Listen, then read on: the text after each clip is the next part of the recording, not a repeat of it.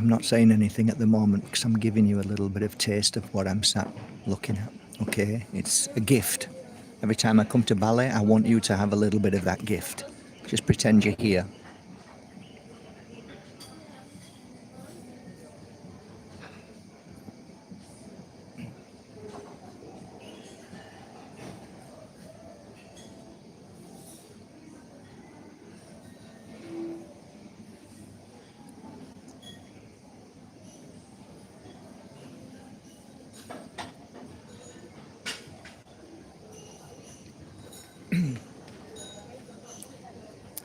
Welcome everybody. My nose is getting a little bit better after the.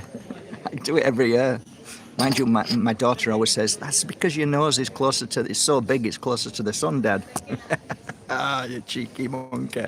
It's true. I have a Jewish Roman nose, even though I'm not Jewish, Polish. But who knows? Who cares? What nationality you are? It's what's inside that body that matters, not the size of the nose or the eyes or the shoulders. Or it's what's inside. Doesn't matter what religion you are. It's what's inside. It doesn't matter what label you label yourself with or others label you with. It's what's inside. All of those things are distraction to make you believe, to make you focus on the person and then say, that's because of that label, that's because of that race. It's all hijack. It's all a monumental global conspiracy. Psyop. Welcome everybody. Today I'm going to share something which I should write a book about this. Being in the wrong place at the right time. I'm always in the wrong place at the right time, and it always gives me opportunity to just laugh or feel really bad or to contemplate on moments where I just think it's a wake-up call for me. What do I mean by that? If you've ever been a reader of people's futures, which some of you will have been, you'll understand that when you begin the session, sometimes you can get 10 minutes through it and think to yourself, shit, this message is for me. You know it's for you. And you start questioning yourself, this is for you, it's not for this person next to you. Have you ever experienced that? I once had to stop a reading and say, I had my eyes closed, I opened them, and I opened them because I always close my eyes when I do a reading. I want to see people's shaking their head, I don't want to see any of that. I just want to read what I feel and see and hear. Stopped the reading and I said to this beautiful lady, I said, do you know this message is for me? And I opened my eyes and she said, you know, I was trying to put the pieces together and I couldn't. And I'm like, it very, very rarely happens, very rarely. Once in a blue moon, I says, but this message was for me. And it was a deep message, it was a crushing message, it was an awful, awful message. Awful. Shook my foundations, kind of woke me up, it slapped me across the face a few times. And there's been many a times that I've had those moments where I don't know, it's like you think you know something, you think you're wise, you think you are spiritual. Well, let me just pull this rug from underneath you. And I think when you walk the path of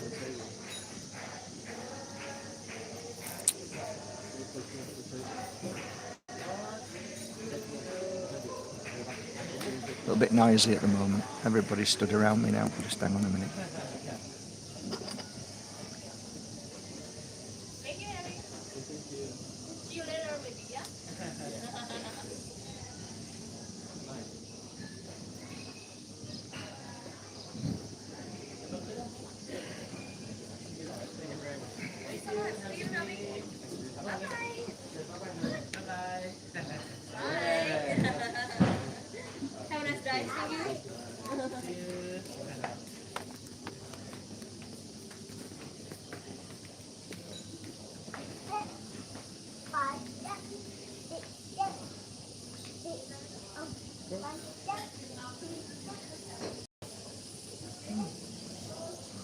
So I'll continue.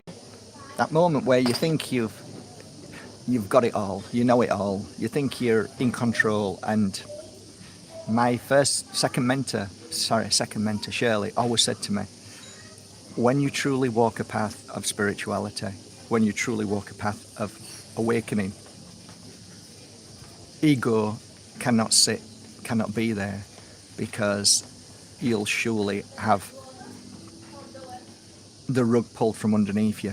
They will slam you down so hard and so fast.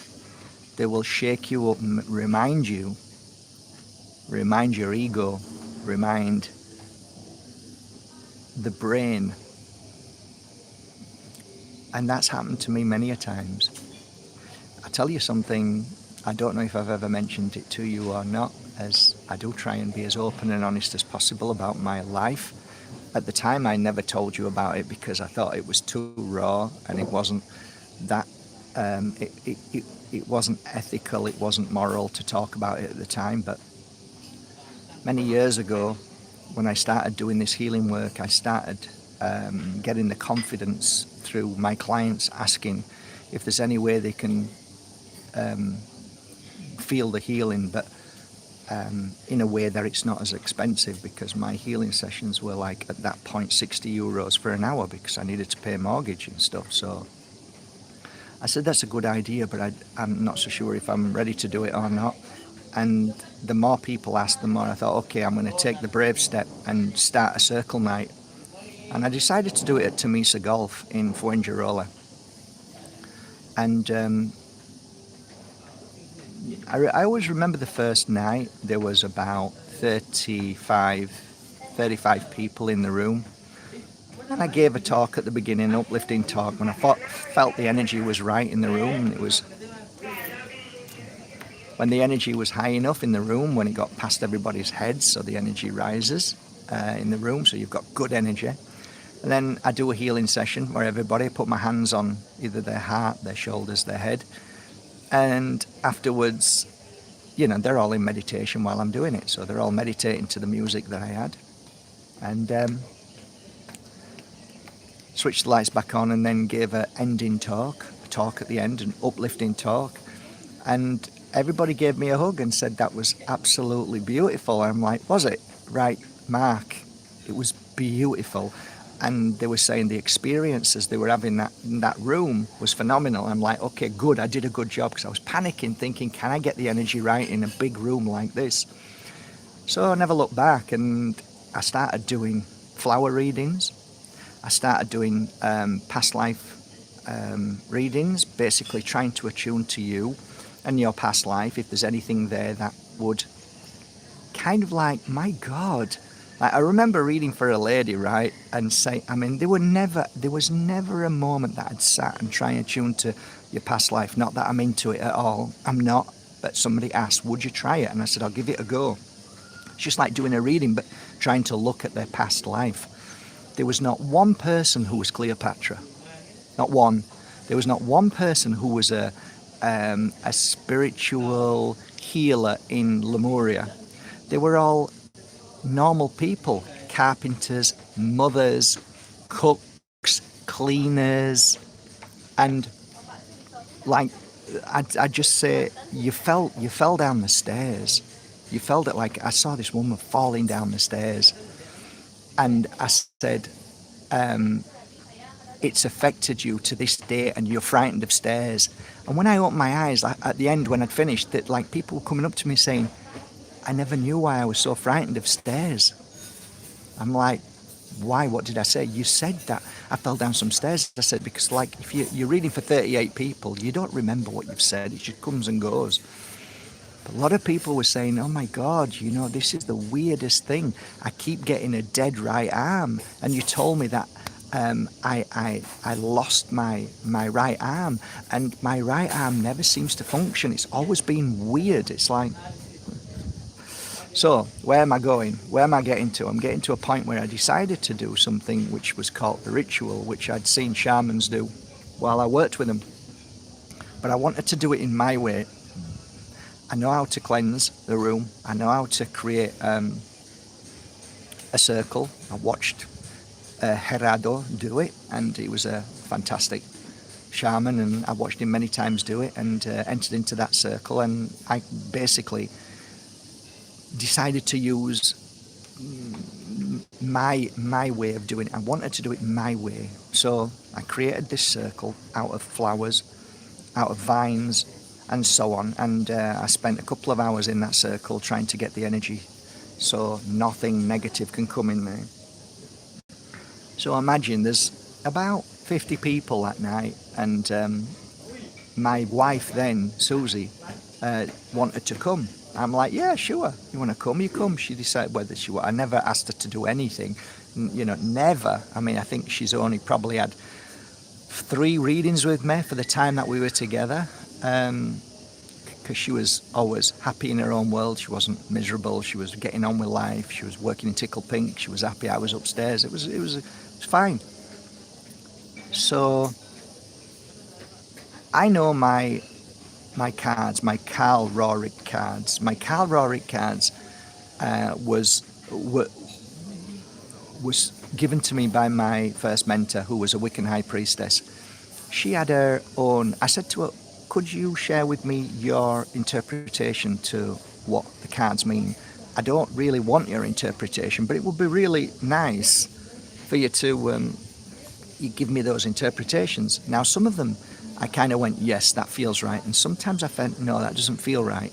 So I followed my own instinct. And there was one particular card, right, that for me, I'd learned over the hundreds of readings I'd done that if I ever turn this card over, there's going to be a breakup. Now, I'd never say there was going to be a breakup, but I knew this couple ain't going to be together for much longer, or at a point they're not going to be together, they're not meant to be together, so their full path needs to split at a certain point. And I would then turn a card over and see how I could help, if there's anything I can do to make things better, or maybe see if we can, try and change that destiny a little bit and see if maybe, if it's possible, because I spent 12 years trying to see if we can change that destiny, and sometimes you can change it. Sometimes things do happen that can be changed. That's why I don't believe in a full okay, this is going to happen no matter what you do. I do believe things can change. Anyway, by the by, so there's one card which is the breakup card. Right now it's pitch black. It's pitch black. I'm in Temesa Golf in this beautiful big room. There is about 40 people in the room, and it's hard work because when they get into the centre you have to clear really deep trauma, and it can be challenging. Sometimes I whisper in their ear, sometimes I just put my hands on their shoulders or their back, on their knees or their heart, but I always turn a card before they sit down. So I'm ready knowing the card is giving me a little bit of information, and it's going to tell me a little bit about who this next person is, what they're going through or what they're going to go through, and that sometimes relates to me, to where I'm going to work on the body. Not always. Nothing's set in stone, right? So I'm halfway through the night and it's pitch black. I can't see anything, but people are obviously, they can see, because from one seat to another, the next person comes. When she sits down, the next person gets up, okay? So I turns the card over of the breakup card, and I'm like, poor thing. Or in my head, poor thing. So the person gets up and walks and sits in the seat, and it's my wife. What do you do with that? Imagine knowing that at that point there's going to be a point where we won't be together anymore. This card is telling us. It was a mixture of emotions, I've got to say. First I was crushed. What's that song? First I will survive. I was crushed. I'm a healer. I'm healing people. I'm like doing everything that I can to help people. We go without food some weeks hardly anything to eat because I'm giving all our money to dog charities, and we're nearly falling out and splitting up because we have no food. And she's saying, what are you doing? And I'm like, I'm doing what I feel we need to do. We'll always survive. We've always got money. It's okay. It's all right. We didn't have much money, but all of these thoughts that, wow, I had to swallow that. I had to, like, you look, practice what you preach. It's like, now you have to, who are you? Who the, and like them thoughts, that karma, like, is this my karma? I thought I'm doing good in the world, and you're gonna make me split from my, why? What have, I just shut that off, and I gave Susie a healing session. And at that point, there was a, I can't explain it. It was a release, a letting go of the fear and the worry, and just trusting. And what would you do, Mark, if it was somebody else? You'd do exactly the same. You'd give your love and give your healing to them and wish them well on their journey. And I did. I gave her the healing and what she needed, and then she left, and I moved on. I didn't focus on it. I didn't think about it. I didn't think about that card anymore. I did my best as a husband and a father. Never mentioned it. What important, because if it was going to happen, it would happen.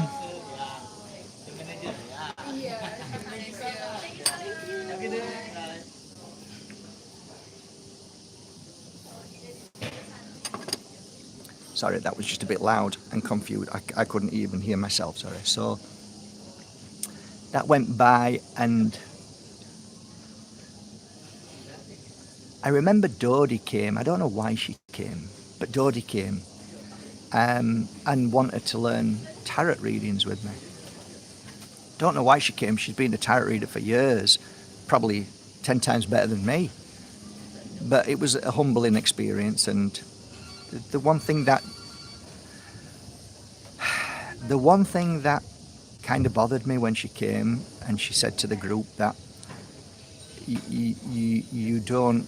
you should have more respect for the cards. You shouldn't just use them and like, okay, but I have respect for them, what you're saying, because I'm teaching people who want to learn the tarot. Like, you don't understand, and you shouldn't be teaching people because it's a very powerful tool and only certain people should use it. That's basically what she said, and maybe she's right. But I want her to teach people the tarot so that they can use it on themselves, and like I use them to this day. Use them all the time, in the sense of every now and again I'll ask a question here and there, but like not for getting up in the morning and what I'm going to do that day. None of that shit. Just simple, is this a good idea? Is it a good move? Should I do this? Stuff like that. Anyway, she did. She read me. And she said, you and your wife will be soon at different parts of the world across the sea. And she said, and you'll both move forward in your life in different ways. Meaning, she said, without saying it, you're going to split up. So I already saw my card a year, something previous. I saw that card, and now she's confirming it. Why would she go across the sea? Why would wife, she's in tickle pink. Why would she go across the sea? And when my daughter hit 16, there was nowhere for her to learn the art of Muay Thai. Closest thing to it was boxing, and that would the closest place that she would learn boxing through school, and that would be like health and stuff like that was a course in Brighton. And of course I couldn't leave because I got all my clients, we were talking about it, and like, should we move back to the UK? That was a conversation, and we both agreed that because I got such a good clientele and I was so busy, it's like it makes sense for them to go back to the UK and me just pay for the room that they would stay in, which was expensive, and China's course in Brighton. And it was a 2-year course, so that's how that all happened, and after the course, and I was sat down having something to eat with a dear friend of mine. There was two of them. There was Reg Lenny and his wife. They're no longer together, but his wife was a client of mine for many years. Really dear friend. I made a paella for them both, and we were really enjoying it, and all of a sudden, out of her mouth just came, "When your daughter turns 18, you and your wife will split up." Just came out of her mouth, and it was like I'd never tasted such awful paella at that moment. It felt like I wanted to be sick, and I had to try and smile and pretend that it didn't hurt, but it did. And I'm like, I just got on with it. But when China turned 18, it's exactly what happened. Exactly what happened. How incredible is that? It's a great story. I think it's a great story. It's a story that tells us that nobody is exempt to suffering. Pain is inevitable, but suffering is optional. I say this because I'm always in situations where I hear things, and it's like I could write a book about hearing certain stories about people that I'm around. So the story goes, about a week ago, I was sat at a certain place here in Bali, and there was a young man round his late 30s, early to late 30s, dressed in spiritual, I call it Bali spiritual wear. It's like, look at me, look how spiritual I am. There's 30 crystals around him. He looks like Jesus, and he's got a following of about six people. So whatever he's doing is making sure everybody hears. And I'm sat there wanting to move, but there was nowhere else to move. He came in and started explaining and started talking about spirituality. I was getting a bit sick. I was feeling a bit nauseous, but I just ordered my food, so I had to eat it. So I'm eating my food, and I'm listening to this guy very loud talking about a new adopted version of law of attraction and how powerful he is able to manifest, and the fact that he's here now, and that is in a beautiful hotel he talks about, and he can afford anything he wants, and he's got he was talking about an opportunity that he manifested, and through that manifestation he's bought a car. He mentioned a car. He mentioned being here now, being in a beautiful hotel through this manifestation. And he said, it's simple, it's powerful, and if you just follow my technique, you know, the way he spoke, it felt like death to me. It felt like nausea. But these following girls and one boy were just looking at him like he was God. And they had the books, and they were writing it all down. And I go back to this place to eat all the time, and it looks like they do too. So I've bumped into them many a times, and I've heard him talking about manifestation.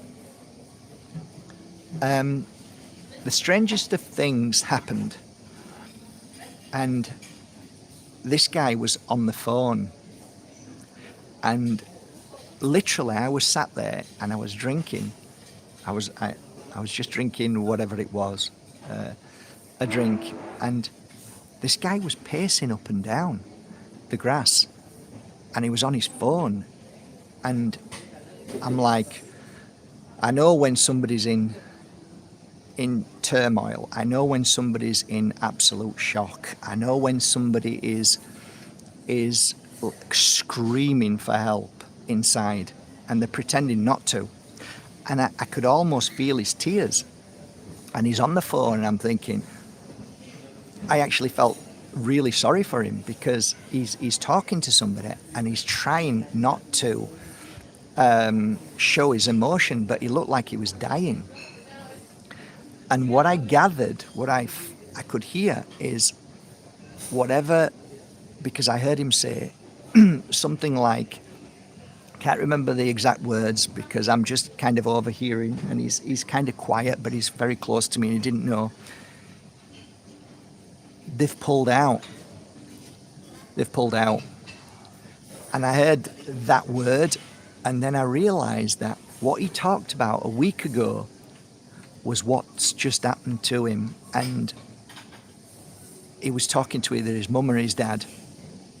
And he says, what am I going to do? What I'm going to do? And I could feel the suffering and the, you know, when you're helpless, that's how it felt. He was helpless. He was lost. He was a mess.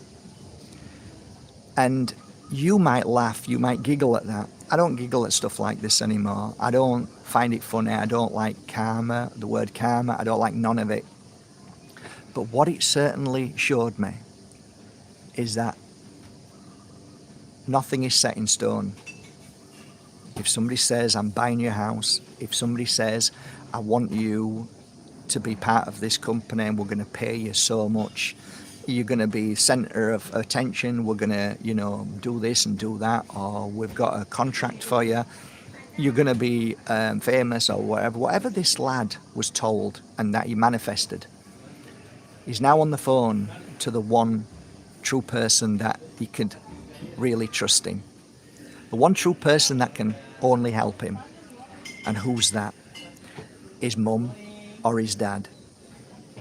Now, did I want to go over to him and say, excuse me, I listened to you last week, you were talking about that your whole basis of life is trusting in the universe, in spirituality, in whatever you were talking about, how powerful it is, and that's the only thing that matters. Who are you on the phone to? Who are you talking to? Why aren't you meditating? Why aren't you sat down going and speaking to the spirit world and saying, this is perfect, you know exactly what you want for me, No, pal. You invested in something and you obviously borrowed money and you believed that your life's perfect and now it's not. So where's your spirituality now? When the moment comes, look at your flock, look at your following. They all can see. They can see something's very wrong. They're all deflated now. They all look like they're in panic mode. They all look like they don't know where to look and what to do. They're absolutely, now I'm like, good. Wake up call, guys. Your guru isn't such a guru after all. Your hero isn't such a hero. Good lesson.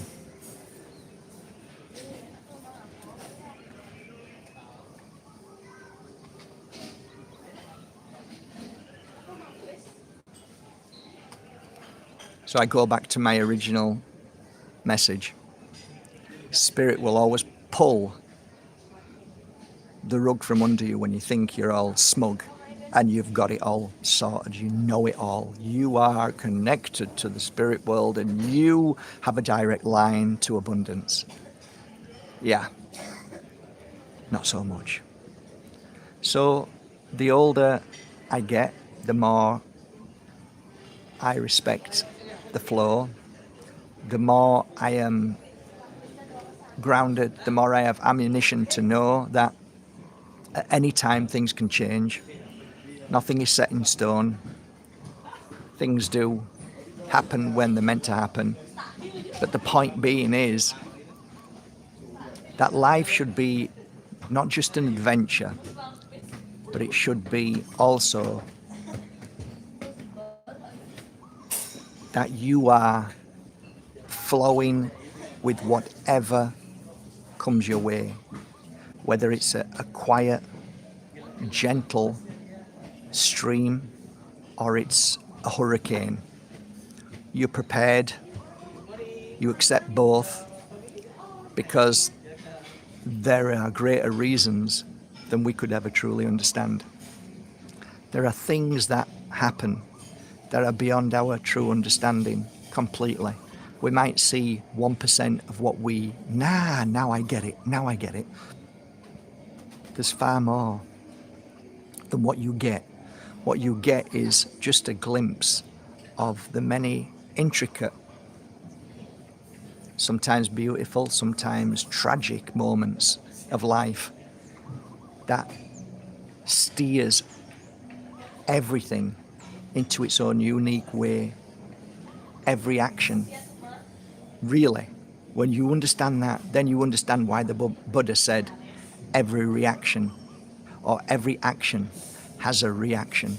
When he saw the farmer plough and then a little robin come and eat a worm after the ground was ploughed. Every action has a reaction. So, am I grateful for my life? I am. Am I grateful for the suffering? At the time, no, but I am now. Do I accept the suffering daily? It's hard when suffering comes into my life, but I understand that there's a bigger picture, so I don't focus on it. If I focus on it, I know that it lasts longer, like a boiling kettle. When I try and shift it and shake it off and try and look to change that energy, it feels quicker and it disappears. When I accept the difficult moments, when I'm living in turmoil or a point where I feel that I'm trapped, I've stopped thinking about it and fighting it in my head and just flowing and see what happens and see where this is meant to go. I'd rather look back on my life and say, yeah, it was a difficult point, but prior to that, everything was lovely, rather than it was shitty for 10 years and then something really bad happened and then everything's okay. I'd rather try and just be happy every day. And if there is moments where I don't feel good, I try and sit down and understand why. What is it that I'm going through? Why am I going through it? Why is somebody else? Because somebody else is going to feel the burden of what I'm going through, because everybody does. Everything that you do, everybody you interact with, everybody you talk to is all part of an intricate, beautiful, challenging, dark, light experience. And sometimes we don't know the answer. Sometimes we never know the answer. But many a times in 5 years or 3 years or 2 years, we look back and we can see a little bit more clearer why. Not always, but sometimes. But these things are here. And I know it's a cliche, I don't say it anymore because it's been said so many times, it feels disgusting. But we're here to experience, you know, and I think it's pretty logical that we are here to experience. Some people would say we're here to be enslaved, we're here to feed a certain energy to those, but it could be all of the above. But the experience that you have and I have is always different. Who am I? On a final note, I'm just a normal guy walking a path. What have I learned in my life? I've learned to love myself. Why? Because everybody that I looked up to, somehow I put them on a pedestal, and then it never ends well. Never ends well. Never try and copy anybody, because that never ends well. And the one thing that I think is ultimately important is that the power that resides within you is ultimately the success of your journey. But most people never figure that out. And that's why they're never successful. I am Mark Bajerski. I can't be you. You can't be me. And all I've got is me. So me is everything that I should focus on. Meaning the gift, the spirit that resides within this body. is ultimately everything. Nobody can copy it. Nobody can be stronger than it. Nobody can be better than it. Nobody can be more powerful than it.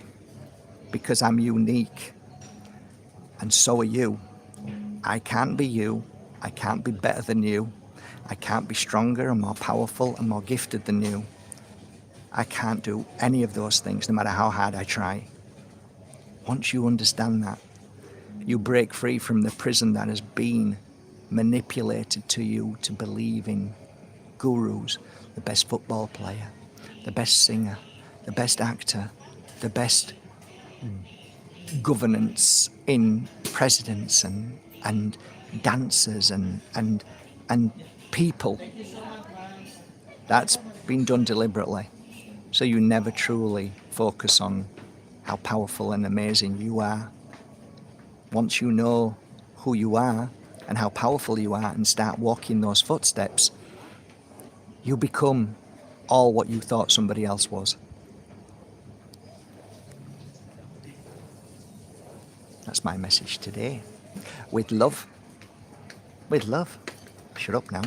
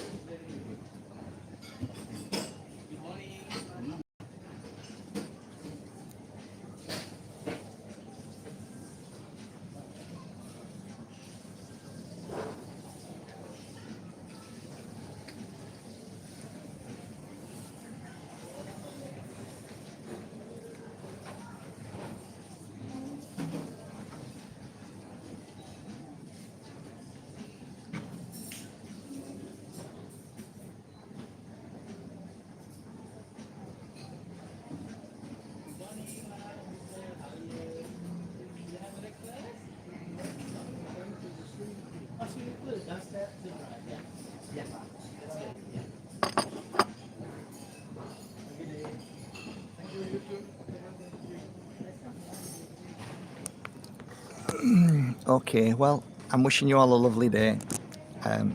It's, what time is it now? Be about 9:30 here in Bali in the morning. What am I going to do? No idea. Where you going? Not a clue. But I'm going to enjoy the day. Wishing you a lovely day. Sorry I haven't spoken to you guys. Thanks for the birthday wishes. Thank you for the belated birthday wishes. Love you all. Thanks for your lovely messages. I hope that what I share with you doesn't upset you in any way. I hope you get something from it. So you think about your day, you think about, I often say this, the day you believe in yourself as much as I believe in you is the day that you've got it. That's when it all starts to fit into place. I read for thousands of people, and I used to leave that night and go for a walk and think, I used to feel really upset. Not all the time, because some people got it. But a lot of the time, people were only there to listen to what they wanted to hear. And when I felt the power, when I put my hands over their hands, just above their hands, about that much above their hands, and it was called energy work. I just wanted to feel them and who they were, not the body, not their eyes, not their anger and their spirit, not the brain. And I used to just feel them, feel their gift, feel their pain. I used to, at the end of the night, after reading for like 5 or 7 people, I used to, at the end of the week, I'd just contemplate and think, if people only knew what I felt when I put my hands over them, if they only realized how powerful they were. And it's a cliche, people do say that. I've heard gurus say it. But not until you actually put your hands over somebody or look into their eyes, look into their soul, and see how truly beautiful and powerful they are, how they would see themselves. And I keep relating back to evil and evildoers and the government and the system and all the three-letter agencies and the schooling system, how its main objective is to stop every child, like you when you were a child, to believe in yourself, to know who you truly are, to look inside and start figuring out who you are, to give you the freedom to allow you to express in a way that you taught to yourself. They shut that down. They shut you down. They told you you have to listen, you have to obey, you have to do what you're told. That, my dear friends, is what you are unlearning. That's what we are all unlearning. And to a degree, the likes of David Icke and Mark Passio are right. We are living in a virtual prison that enslaves us and stops us from being the true spirit that we are. But once we know it, once you're here now, the 80 people who are watching this, what are you going to do about it? Have a beautiful day. Take care from Bali. See you tomorrow or maybe later on. Bye. Take care.